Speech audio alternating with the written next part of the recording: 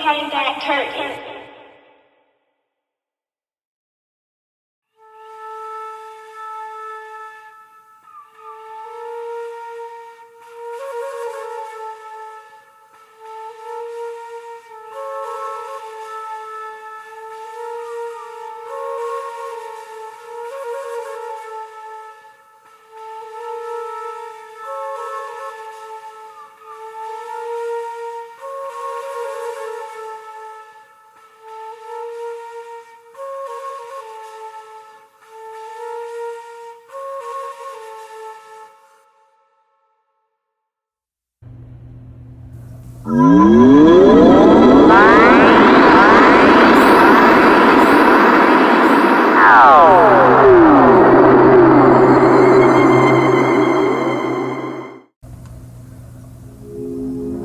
When first thought, submit spirit to form matter.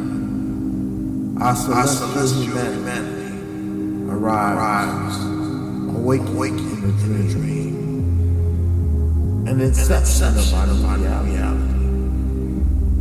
So we live, we love, and then there is music. So we dance, we sing, we praise, we reflect.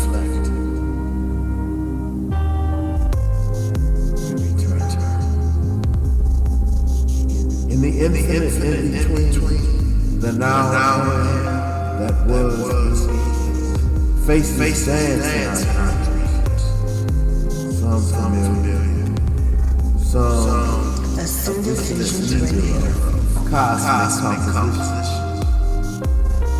In the irrelevance of this time, we realize the passion of the random action, learning the lesson that the brotherhood of man is far more important than the ego of any individual. Imagination becomes the sound of thought, traveling at the speed of light. So we paint on the canvas of our ephemeral encounters, a masterpiece of memory that lives in the eternity of a child.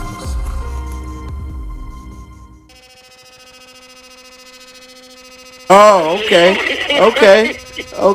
So, yeah. So push the button. all right. The first question: what drove you to identify with that old seditious Ray Grover classic? Who?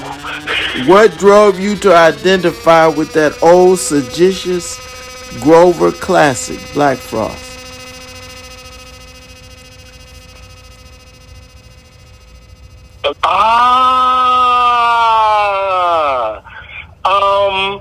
He was an imaginary character, and then I heard the song.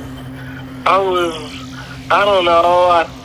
So you manifested that, huh?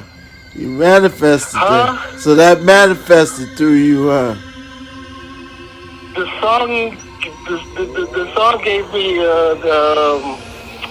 oh goodness gracious, a walking thing. Okay. It was the walking theme. It was like what my superhero character would walk down the street to. Alright. So let's get the music is the soundtrack of my life. My favorite songs are things I like to walk to. Okay. Yeah. So what do you make of the Elon Musk and Mark Zuckerbergs out there? I want to play with them. I do. I want to get all up in their face and get in their ear and be like, hey, dude, I know that you're trying to, take your people off the planet, blah, blah, blah, blah, blah, blah, blah, blah, blah. But for us who are going to stay, right. Right. For us who would like to stay, on the new Earth. Right. Right. Can y'all engage in the money dynamic of that thought process? I mean, I used to be Afrofuturist. Yeah. Right.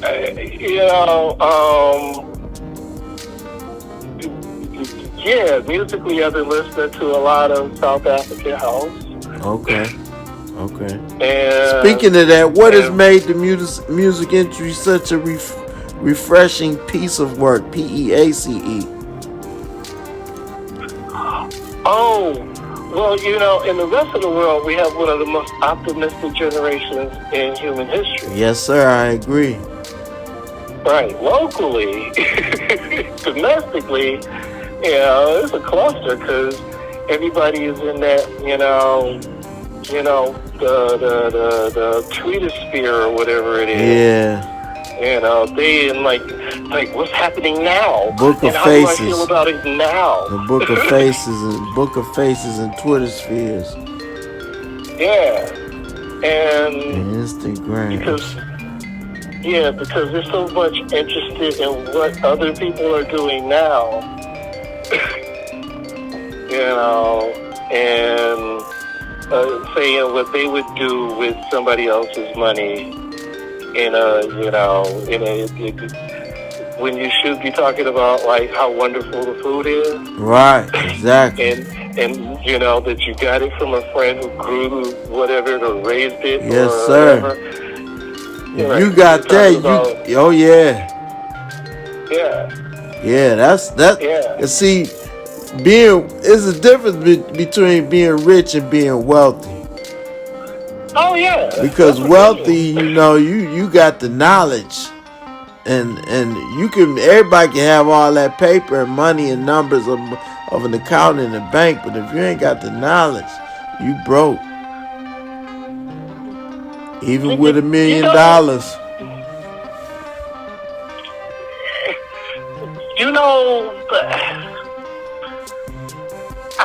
I talk about the idea that I have a Martha Stewart existence. Yeah. That I have a familiar relationship with almost everybody that produces the things I most love to consume. Right. I have a personal relationship with the guy who provides my hamburger. He's trying to move up the stakes. I know I've met his cows. That's what's up. Right. It's like, wait a minute, I'm a black kid from the D. Right. The thing that I should be wanting to do is travel all over the world. That's right. And see other people's stuff and just consume other people's experiences. I'm like, I got a Martha Stewart existence. Right. I live like the wealthy. I mean, you make one of my favorite cakes. Yes, sir. Right. I feel you. I feel you on everything you saying. It makes a lot of sense because that's the balance. Yeah. That's the balance. Yeah. That's the balance. It's like. So, in that balance, yeah. what? Go to that question. What's the 21st century man and woman compared to the 20th century man and woman?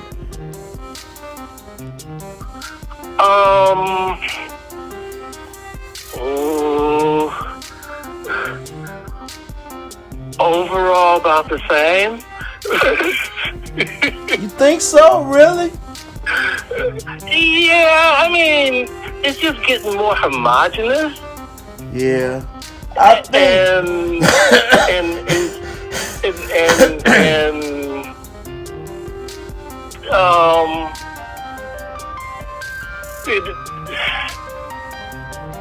I think with each age, humanity elevates to another level gradually, but they're not quite as swift as other beings when it comes to accumulating knowledge about technology and stuff. So Now, what was that thing? That's in the plate. That's gonna mark in the plate. That balance between the consumer and the producer. Okay.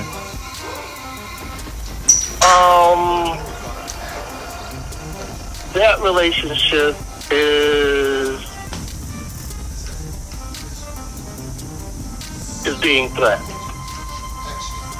The distance that people are able to separate themselves from the consequences of their consumption, that relationship is getting close. Somebody.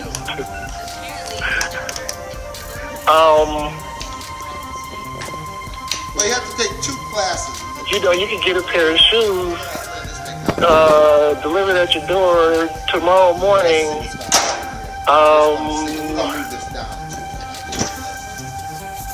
And as long as you don't care about the conditions that the people who produce them live in, you know, you can get them pretty cheap. Yeah, I feel you. Right. If you do care about the conditions that the people live in, you got to spend a little bit more money to get it just as fast. Yeah. But if you want to live in the environment, exactly, I feel you, bro. Where the person who makes your shoes live. I feel you, bro. I feel you. Right. I feel you. I already know. That's why I said what I said earlier on that text, where I was like, you know,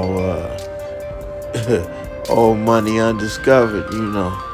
But that's it's a little geriatric, but I'll be geriatric for 1,000 years, you know. I'm gonna be walking as long as I can. Yeah, exactly. And you know, the winter has kept me from walking as much as I would like, and other people need for me to travel at their speed has, you know, prohibited that, you know, because they don't want to walk. Okay. Walking hurts until you get used to it. Yeah. I used to do it all the time.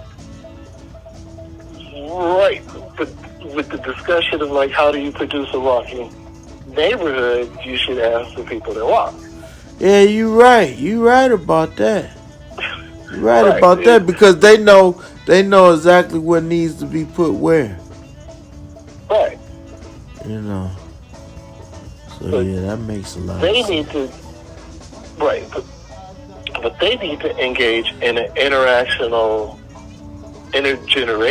interaction that allows the people with the ability to manifest those desires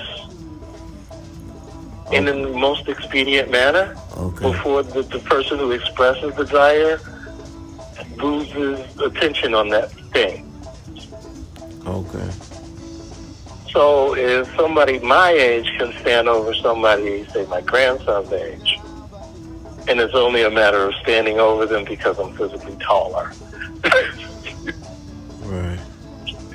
Right. And because they like to be expressive, you know, laying on the floor with, you know, sidewalk chalk. Yeah.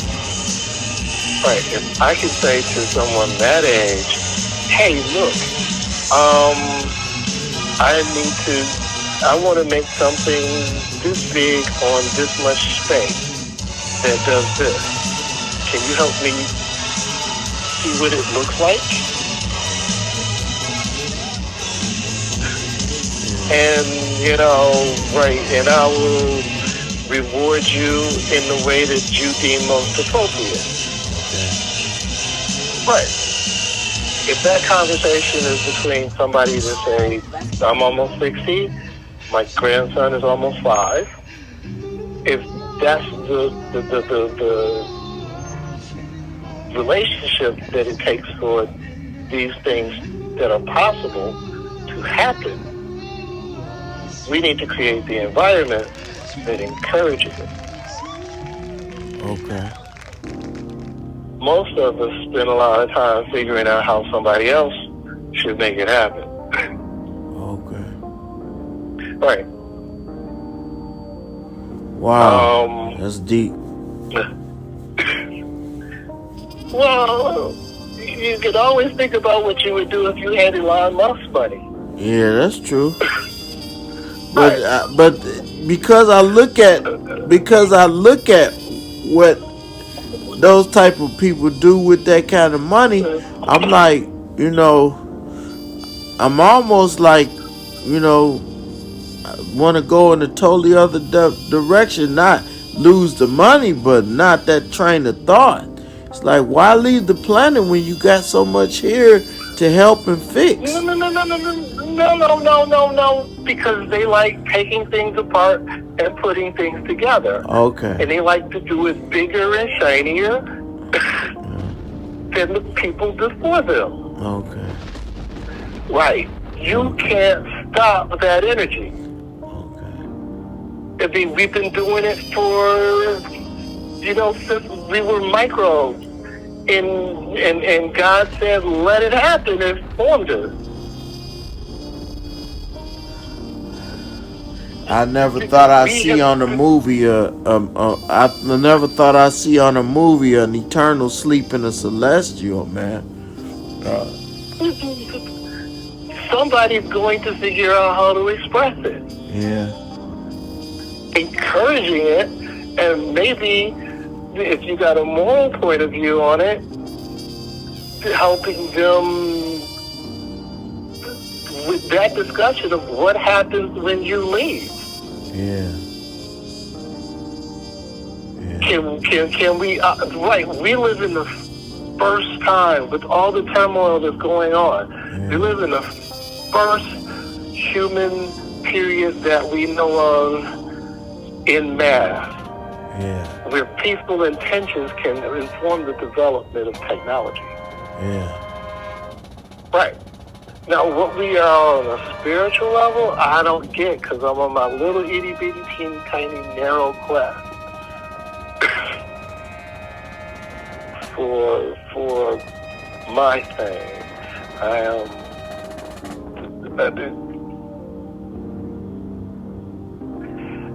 Well, oftentimes things are misconstrued, when it seems like when you observe a singularity from the point of origin and from the point of relativity, it may seem narcissistic when it's actually the totality and the singularity of that particular time and space and thought process and being. Yeah. But I think I get what you're saying though, because a lot of stuff may not be really understood until years later right now from this point. I see what you're saying. I just want to have it out there subtly so it can be discovered, stumbled upon instead of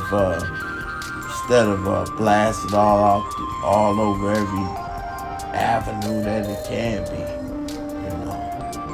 And I think I just want people to invest more time into understanding the thing that they feel passionate about. Yeah. Yeah, I mean, I have lots of talks with Joe Ferrari. Yeah. And he helps me accept that I have a limited perception in the scale of eternity. Right. Yeah. you know, it's like in the eyes Okay. of So infinite. if let me ask you this: what does it mean to exist in spirit, mind, and being? Ooh, to be in a form, to be in this limited form. Yeah. Ah, What does it mean? to learn, experience, to witness the incredible variations of the same material as possible. Okay. I mean, you gotta think about how interesting it is that you know, at Oh, a yeah. subatomic level. Oh yeah. Yeah, I mean, you know, It you got is. I mean, just basic thinking parts. about it. I mean, stuff like that. I contemplate often, and it's like, you know, you try to maintain the grips on reality when you start thinking deep like that. But it's like you start thinking about the fabric of existence and the essence of reality and all that kind of stuff. And I'd be like, man, I'm a human. I'm not trying to deal with all that celestial stuff right now. You know, because down But here it'll drive you mad. But you're a musician.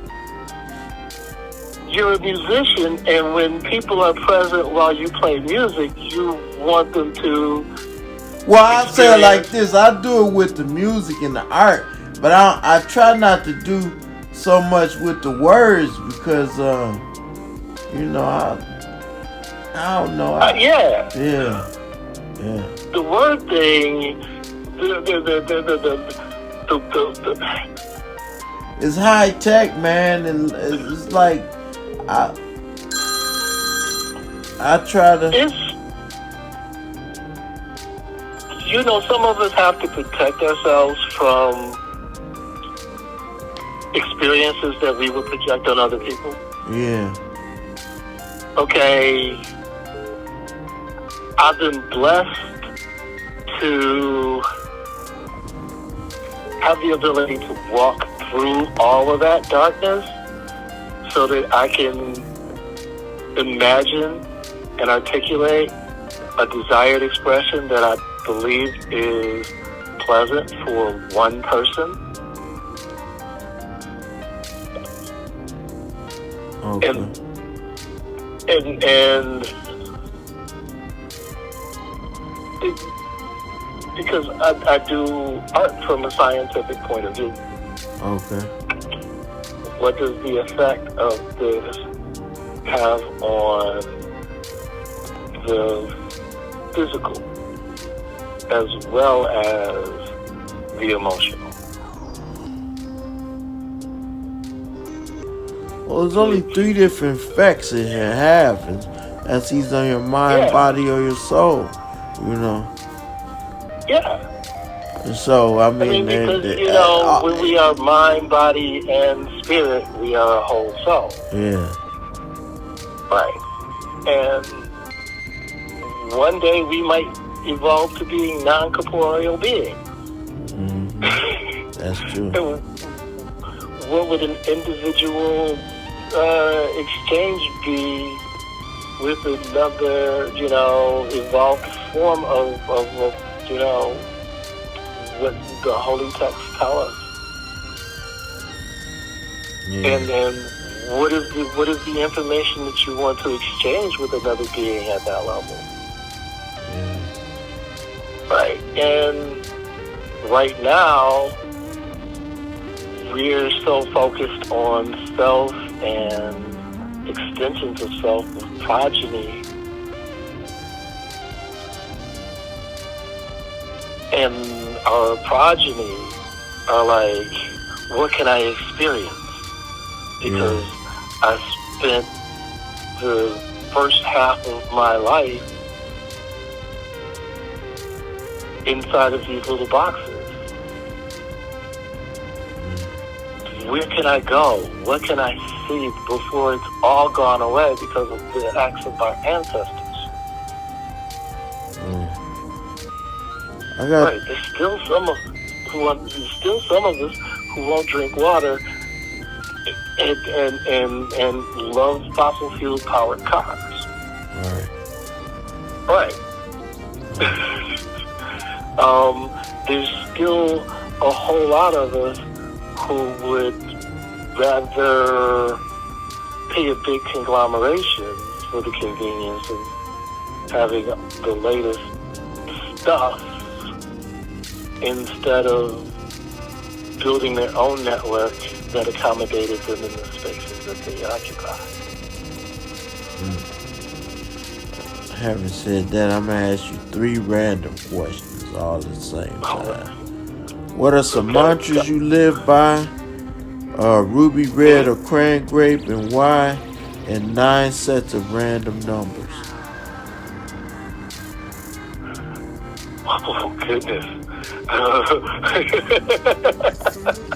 Pie. Okay.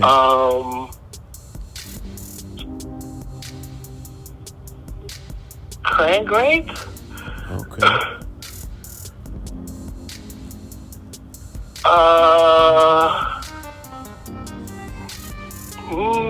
I don't like grapefruit. Okay. Let's see. 369. Oh goodness, that's not random. Well, it's as random as it don't have to be not in order or whatever. It could be whatever. They're just random, like top of the dome. Oh no, I was just like, okay, I gave you 3.142 something does not repeat, and 369. Okay. Oh goodness. 36. 42. Okay. 42 is a funny one. Yeah. If you Google it, it's hilarious. Okay.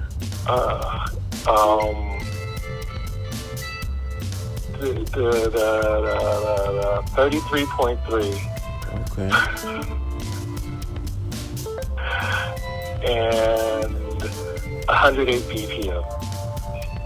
108 BPM. Yeah. Okay. Mhm. That's what's up. Yeah. Yeah. Yeah. See, so much fun. Some mantras you live by. Ooh, yum.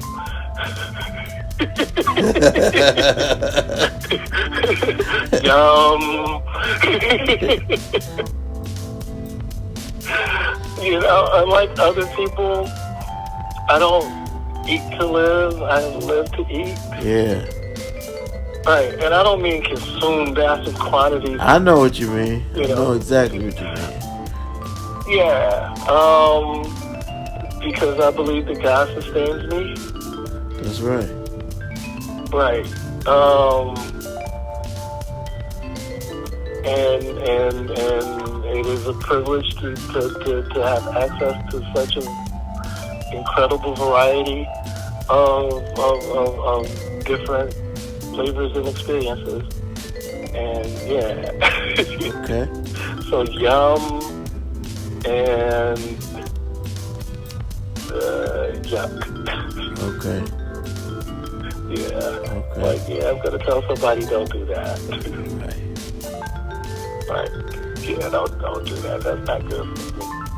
Right. Yeah, those are my mantras.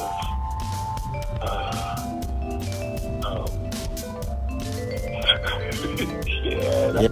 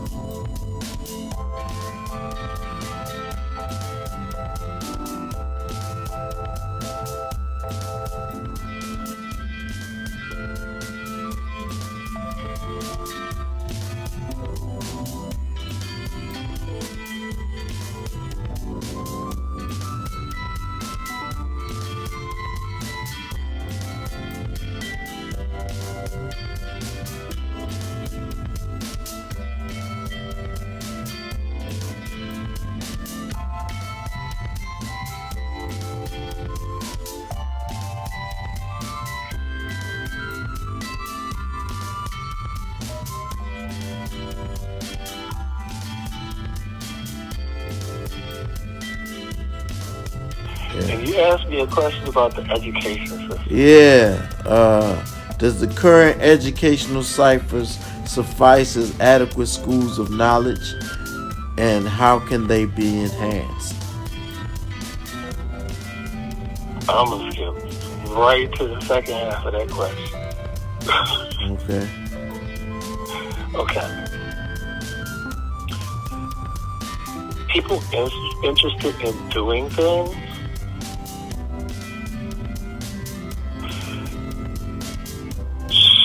should have access to the space, materials, and different levels of expertise to assist them to either be self-expressed or fabricate something for others to use. That's what's up. I'm doing this like I'm a 9-year-old, so that's why I've been having so much fun. See? Finding places for them to play and learn. Right. Right. And those occasional, ooh, that's fresh moments. Right. Right. Right. Is something that we need to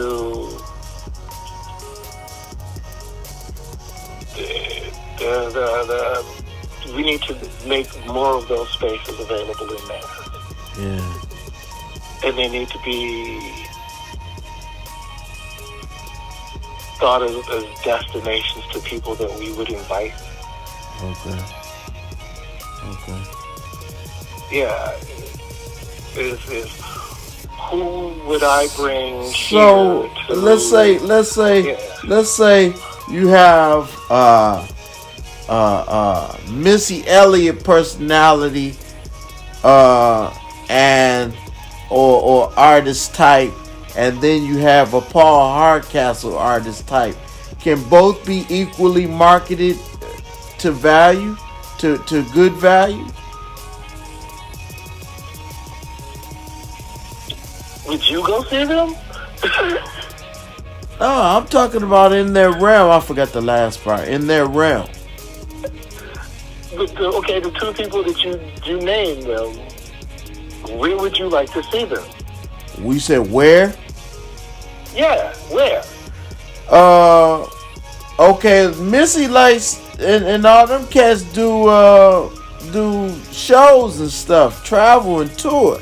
So Yeah. can you equally market that kind of thing as well as a person that's just online or really unseen?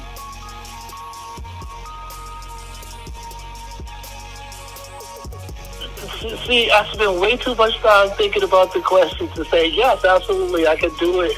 I just need to just give me the space and say, do it. And but everybody that want me to do that, I have to ask them a question. Do you want to see him? No. What? Who would you bring here to entertain you? Oh, that's a good question. That's excellent. Okay. And see, that's where I was going a while ago, thinking about, when I started doing all this stuff, I was like, well, everybody else does, the artists of their community or whatnot or what have you. And so it's like, I put it like this. I feel like I'm in a living graphic novel full of superheroes. And right now I'm just exploring the universe. Okay, see that exploration. Right. Yeah. That part. Yeah. I'm looking at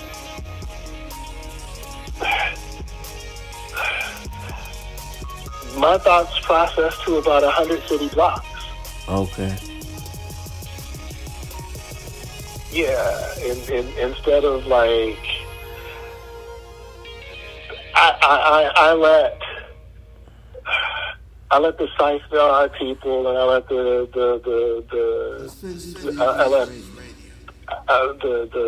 theoretical people, and the technologists, and the industrialists. Yeah. I let them project the speculation onto me. Okay. And I think about what I would do with 100 city blocks. I have imagined what I would do with the planet once all the people who want to leave are gone. Oh, yeah. Right. Indeed. Oh, it was, indeed. I see. That looks beautiful, bruh. Right. That looks right, beautiful. Yeah, well. But it's like, okay, so having said that, looking at experiences, mutual and otherwise, is the military good for the black man?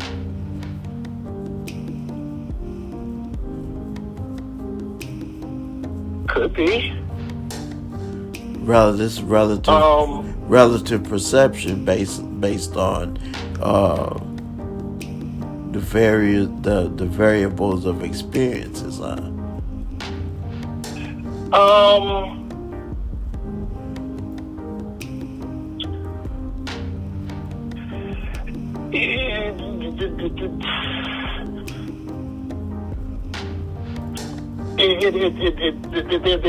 There needs to be a twofold, maybe threefold change in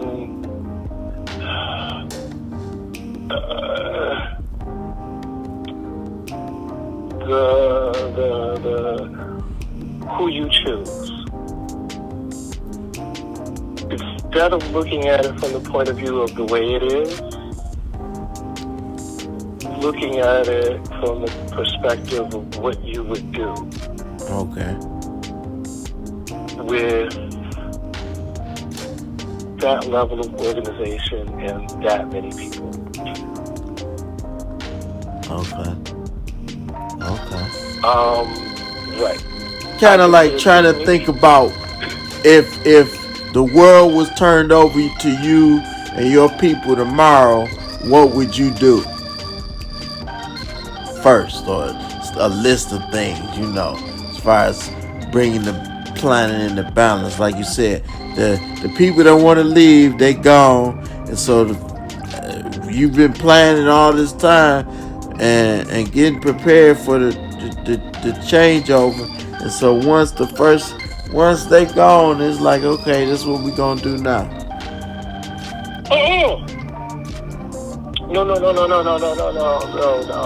don't want to have a conversation with the people who are preparing to do that now. Oh, okay. That's what's up. Right. Because that way the structure will already be in place, and there won't be no harsh changeover. It'll just be easy as a leaf falling to the ground. Right. A fair and equitable transition. Right. It's going to be conflict just because people want to fight. Right. There's going to be resistance because without resistance, you don't get energy. Right. Exactly. But, See, there's going to be people going, don't go. I have to entertain the concept. I have to entertain the concept that my great-grandchild could be a Martian. Right. Right. No, that isn't my perceivable future.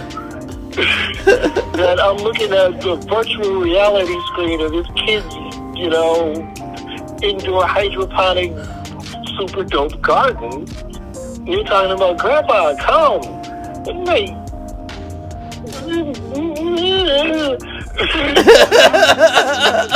Because I know that Mars' gravity is so much lower than Earth's gravity, and for them to they would never be able to walk this soil.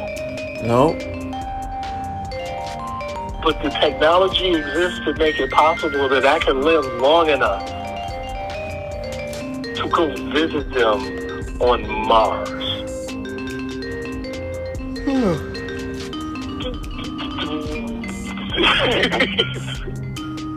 And we focus on the foolishness of our species right now from the perspective of what's gone on for the last, for some people, 600 years, for some people, 6,000 years, for other people, the last 18,000 years.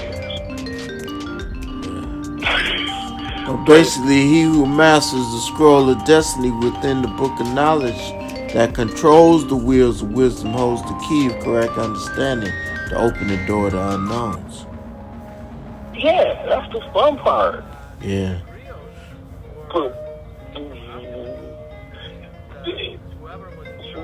But again, like when you're playing music, you want somebody in the same emotional or spiritual sphere that you exist in. Yeah. You want somebody to vibe with you. Yeah. Right. Imagine somebody that grew up allergic to plant life. Oh, wow. Especially pollinating flowers. Wow. Yeah. Right. Imagine them having a wonderful experience walking through a garden. Right. And then ask yourself, is it worth it? Right. That's right. And then you ask yourself, is it worth it for you to construct that environment? Right. Or find where that environment exists and get them there safely. Wow. Yeah. Right. It seems so simple, but it seems so complex, but it's so simple. Mm-hmm. Yeah. Stuff we take for granted. Yeah, but you when you project that experience onto someone else, and most of the time we most passionately project negative experiences onto other people. Wow. Right. This is what I would do if I had the power, if I had the money, if I had the resources. This is what I would do to them. This is how I would get them back. Wow. Right. I got one last request. Okay. Bless us with your gift, BlackFrost. Anything. Okay. Okay, you said BlackFrost. I'm going to go get Periwinkle. Okay, there you go. All right, we're going to go get Periwinkle. There you go. He's been having I've been editing, and let's see if this is.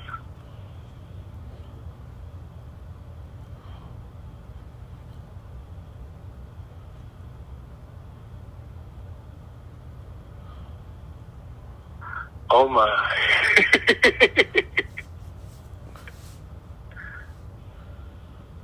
Okay, this is a Fringe fan fiction.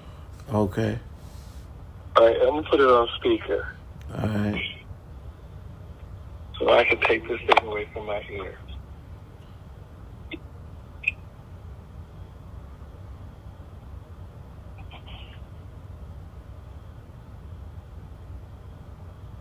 This is Periwinkle Bubbles and the Cotillion Day. No, I'm a stay. I'm saying, yeah, bitch, we're turning this into a fight scene. Winter says, yeah, don't nobody kill that bitch before I get to her. I'm last in line. Mr. White, ain't no rush. Episode 1. I was a holy man, but now. Holy men are insane by design. One must be insane to believe one can bear another's burden. April 23rd, 1977. Mrs. Shadetree is standing at the kitchen door to Mahalia's dining room, both swords shining in the jukebox light. Uncle Ish drops his usually proud gaze to the floor. When you get out of this shit, don't worry about them glasses. Just pick up the pieces and keep them in the bag. Somebody will find you. Thanks for listening to me get ramble. Told you I ain't had a drink in 2 weeks, right? Uncle Ish says, handing over the mop to me. I wish Scheherazade could see me instead of this. Tell her I say thanks for the soup and watching over me so I could do your job. Take these glasses, nephew. See what I see. I can't wear them no more. I wasn't ever supposed to wear them in the first place. Here, give them to the first girl you see reading a book for pleasure. Soon as you see her, you'll know what to do. And I did. Uncle Ish was clear and lucid in the last moments before I saw the Hinks took him away. This ain't no gift, man. It's a burden. It's a legacy. Memories of every person that have ever worn them before you.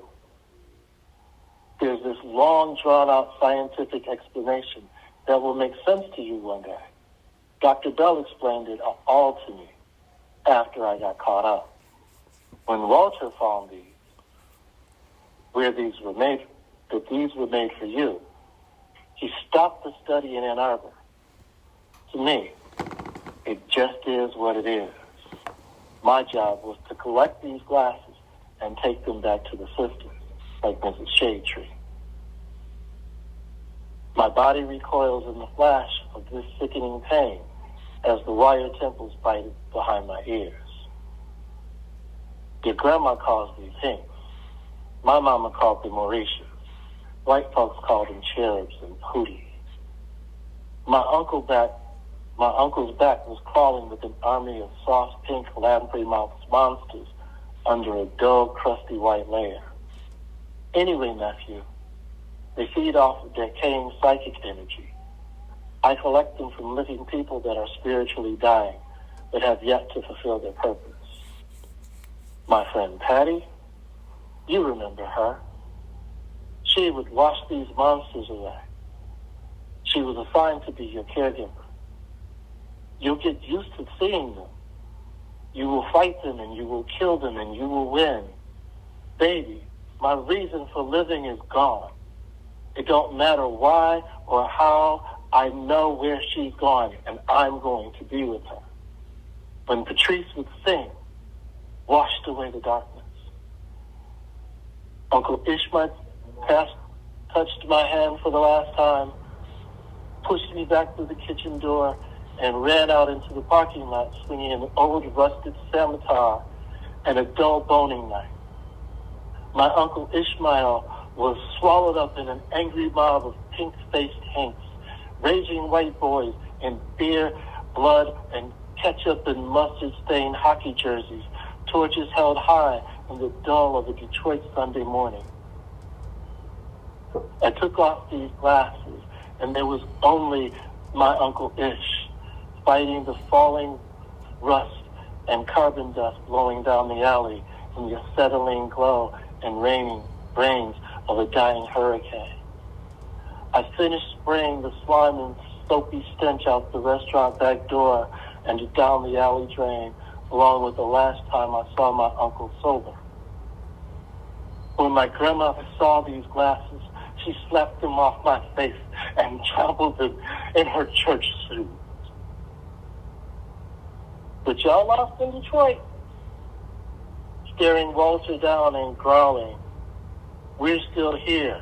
Lights still on, nigga."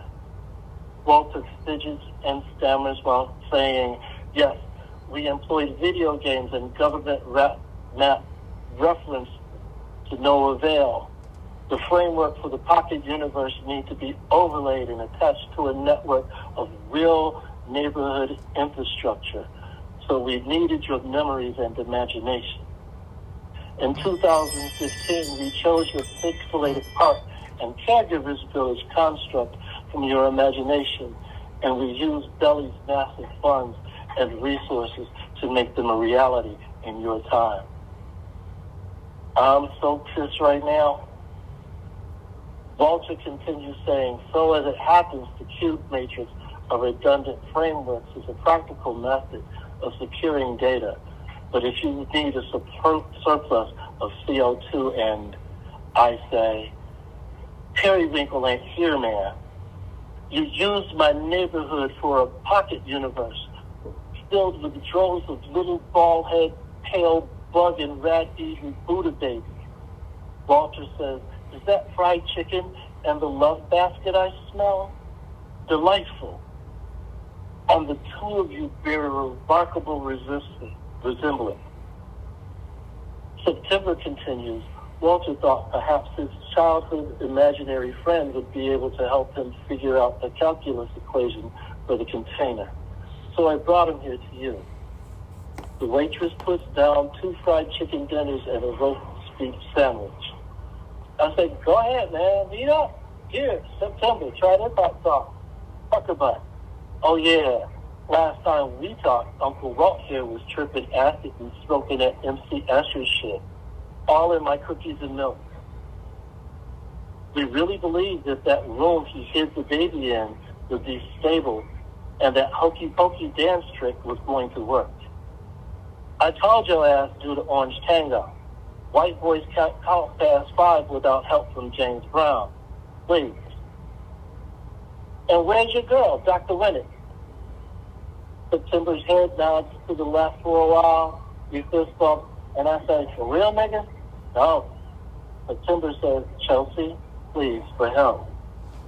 Walter says, the breach was formed when Peter was caught in an orgasmic comma loop during the war between realities. My bald-head friend here was able to construct a large-scale habitat for the a collection of progeny designated anomaly XD678. Michael, your genetic series could only be achieved via organic conception with moderate to exceptionally intelligent women in highly controlled environments to suit each mother's particular preference, consequently producing genetically more desirable siblings. By the way, you wouldn't happen to have any. Chelsea returns with an ashtray, a pre-rolled joint, a box of wooden matches, blueberry bubble gum, taking off September's hat, and sensually rubbing his bald head, she says, you know, this is my baby mama, Dr. Bishop. All right. Damn. You'll have to read the rest yourself. That was like the Matrix, Soylent Green, and the Clockwork Orange all in one. Oh, it's a fringe fan fiction. Okay.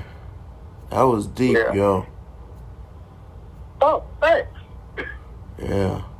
Had me going. I was thinking about all kinds of movies and stuff going through my head. I was like, whoa, this is a deep piece. That's one of them what do you call that stuff? I'll send you a link. Not to it, hallucinogenic, and, but psychogenic. I can't think of the word right now. it's fun. Yeah. But I'll send you a link to the TV series that inspired me to write that short story. Okay. Yeah. And yeah, you'll find it interesting. This is one of the most Disney real hard science shows I've ever seen. Okay. But, I imagine Urkel dating Mae Jameson. Okay. You know who Mae Jameson is? Yeah, that was Western woman, wasn't it? No, she is the first real astronaut. Oh yeah. I went further back in her life. Yeah, that was. Yeah, she was the one that was on the space shuttle. Yeah, the real astronaut. Right. She was on Star Trek. Right. Right, and I still have a crush on her. I imagine her being Urkel's girlfriend or love interest in a TV show. Okay. Could you imagine it? Yeah, I can see that on the show that he was on too. If Laura was a nerd, come on. Yeah, exactly. Come on. Exactly. That'd be a good episode too. If she thought that nerdy was sexy, Yeah. right, she wouldn't have had to turn into Steve Urkel. Right. Right. Right. She could have just polished him up instead of hating him. Yeah. Mm-hmm. Yeah. And so, I imagine my muse. That's what's up. Right. And I've never, ever, ever, ever let their reality destroy my perception of them. That's what's up. Yeah. All right, bro. Yeah. Thank you. All right.